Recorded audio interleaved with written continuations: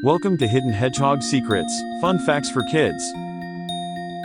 Did you know that hedgehogs are not really related to pigs? Despite their name, hedgehogs are actually closer to shrews and moles. They got their name because they make little grunting noises just like a pig.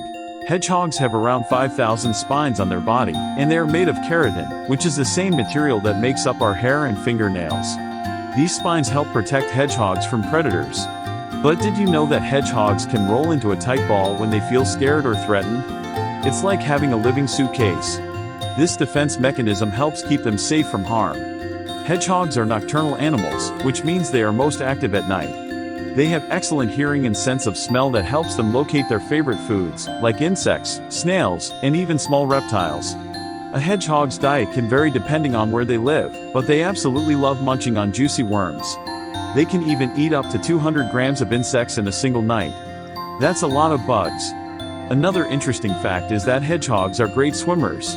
They have the ability to paddle across small bodies of water if they need to. Just imagine a hedgehog doing the doggy paddle.